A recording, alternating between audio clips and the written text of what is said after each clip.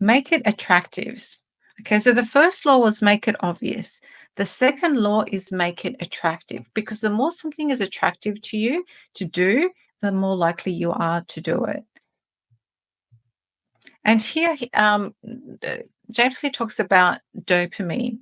So each time we anticipate something good, we have a dopamine release. It's not just when we experience pleasure. And so we seek this dopamine spike. It makes us feel good when we have this dopamine spike.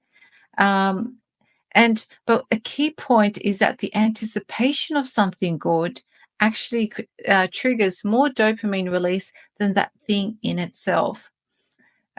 So things like social media, eating junk food, and taking drugs is associated with dopamine spikes, and that's why they're addictive. People are yearning for that dopamine spike, and therefore they keep having it, and because they want that feel good. So as I mentioned, dopamine spike happens before the thing as well.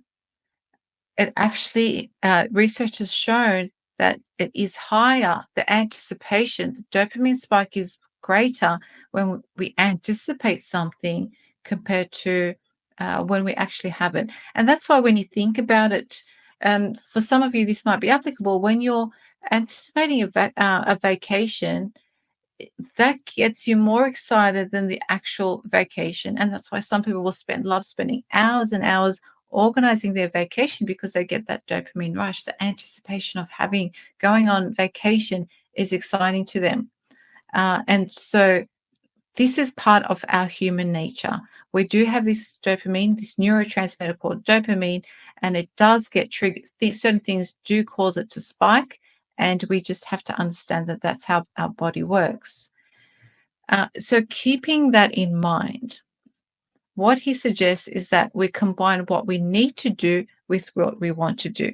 So remember, what we want to do causes that dopamine spike. And just on that point, he says gambling addicts have a dopamine spike right before they place a bet, not after they win. So that anticipation, going back to that point, I said the anticipation of something causes a greater spike than the actual thing. And so keeping that in mind, that's how our bodies work. Think about what you need to do and connect it with what you want to do. So this bundling can really help you to get things done that you may otherwise be struggling to do. Let's say exercise. Let me give the example of exercise. So you want to walk every day, but you're struggling. You dread it. It doesn't come to you naturally. But what you want to do is talk to a friend. So what you can do in this situation is you can connect exercising with talking to a friend. So what you want to do is talk to a friend. So you walk with a friend, and while you're walking, you're talking to a friend. So that makes the new habit or the thing that you need to do much, much easier.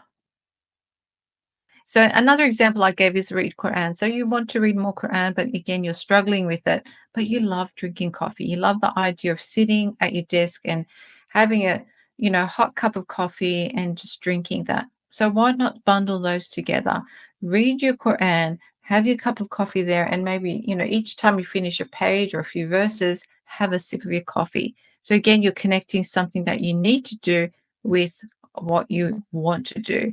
Another example is nature. Some people love being in nature. It brings them alive.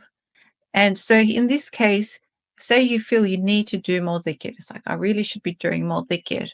Well, then go for a walk, let's say, or be in nature, and there do your dhikr. So this kind of bundling can really help us to do things that we might be struggling with, because we're connecting it with something that we like. Group influence, the power of group influence is huge. And when I was reading about this part, I remember this hadith. A person follows the religion of their friend, so each one should consider whom they befriend. So our friends are very powerful. There's all, who our friends are influences us immensely. James Clear talks about 3 groups, and that is one of them that he mentions: the close, the many, and the powerful. they influence us, and we imitate the habits of these people. So let's talk about first the close, the family and friends. So your family influence your habits. There are certain habits that you have because it's in your family, because it's things that in your people in your family did, you know, when you were growing up, and they still do. For example, if your family is very sporty, the chances are you're sporty as well, because, let's say that's how you grew up. That's what you saw, that everyone was sporty. So you ended up becoming sporty as well. If you have, someone who's a mum and dad that's a musician, the chances are you're going to play a musical instrument as well, because again, it's in your family. So the people around us that are close to us um, influence us. There's actually it's like a saying, but you are the average of the five people you interact with the most. So it goes back to this point. You are the average of the five people you interact with. So think about, who do you interact with the most? Who do you see the most? You are the average of those five people. The other one is the tribe, the many. So it's human nature. We want to fit in.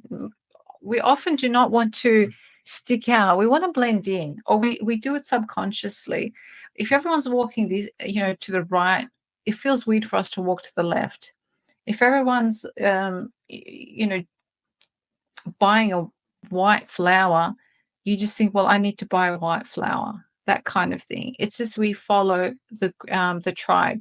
And finally, the powerful, those with status and prestige. Often we are inspired.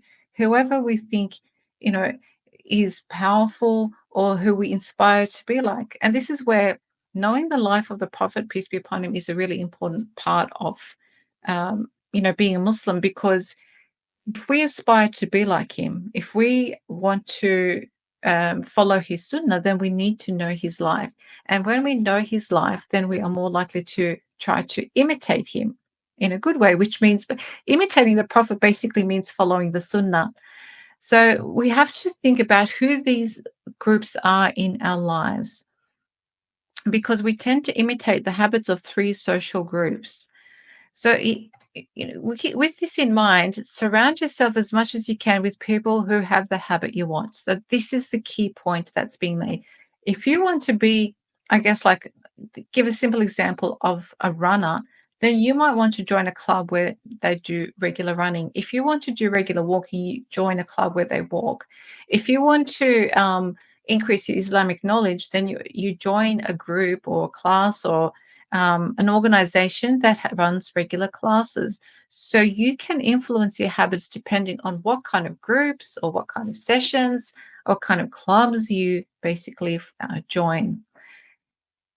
If a behavior can get us approval, respect, and praise, we find it attractive. And it makes it easier. So if you're around a group of people and, when you tell them, oh, I've done A, and they're like, mashallah, subhanallah, that is amazing, that will make it easier for you to keep doing that habit. But if you're around of people and you say, oh, I got up for Fajr this morning and I had been struggling before. And if they're like, oh, I don't even get up for Fajr, that's going to influence you.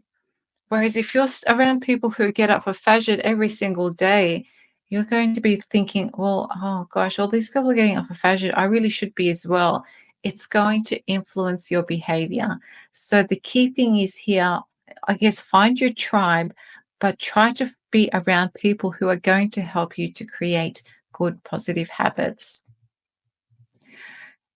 Okay, so reprogram your brain to enjoy hard habits. This is another thing. The reality is some habits are not going to be that enjoyable to us. We know it's good for us in theory, but we don't enjoy it. And maybe you could say our nafs doesn't enjoy it. So it could be a real struggle. And so here you just need to try to think about the positives. Focus on the positive aspects of these habits. Let's talk about, fitness. Say you want to you want to create a habit around fitness.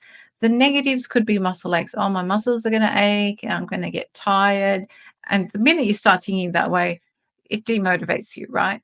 Whereas if you think of the positives, well, if I do this, the exercise I do now is going to help me when my 70-year-old self is going to thank me for this, or my 60-year-old self is going to thank me for this. I am going to be fitter. This is important for my overall well-being. So if you think about and focus on the positives, it's actually going to be more of an incentive for you to create these positive habits. Say saving money. You might think, oh, it's a sacrifice. It means that I'm going to go without things at the moment. But if you think, well, it potentially could mean future financial freedom, if you focus on that aspect of it, then it can help you to fulfill those or create good habits around that. Um, Fasting, say you want to do fast or sunnah fasting, you might think, I'm going to get so hungry, I'm going to get so thirsty. So if you start thinking about the negatives or the challenges, let's say, and also the challenges, you might deter you from fasting. But if you say, oh, if I fast, I'm going to gain the pleasure of Allah, and it's also going to teach me more self-discipline, straight away you start thinking about it differently. It sounds all of a sudden more doable. And it's so interesting. Like, I was thinking about istighfar, asking Allah for forgiveness. The negative is that it needs conscious effort. You have to stop. You got to think. You got to say astaghfirullah, say astaghfirullah. So you need to consciously do it, and that requires energy. It needs conscious effort. But there's this beautiful hadith, and this is an example of many examples where positive practices have been associated, or there are rewards that are mentioned, or incentives, let's say, which make us want to do those things. So with istighfar, for example, asking, which is to ask Allah for forgiveness, in a hadith, our Prophet, peace be upon him, said, whoever increases his prayers for forgiveness, Allah will grant him relief from every worry, a way out from every hardship, and provide for him in ways he does not expect. Very powerful. Like, it's such an incentive. Relief from every worry. We all have worries. We're all worried about something.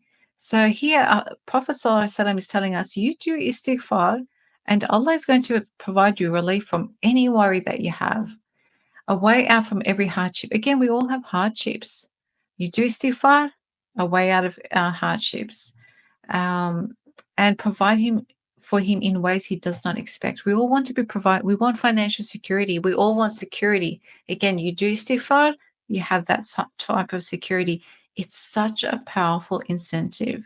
And so this is where, again, knowing the benefits, the spiritual benefits, on top of this is going to be spiritual elevation, spiritual growth, but we're talking about other benefits here that our Prophet has mentioned if we do istighfar. So by focusing on these positives of these habits, it can really help incentivize us to do these practices. So think about reprogram. I love that. Reprogram or rewire your brain so you can enjoy hard habits. It's not going to happen straight away. Rewiring takes time, but if you keep telling yourself these things, it will change the way you do it and the way you perceive it.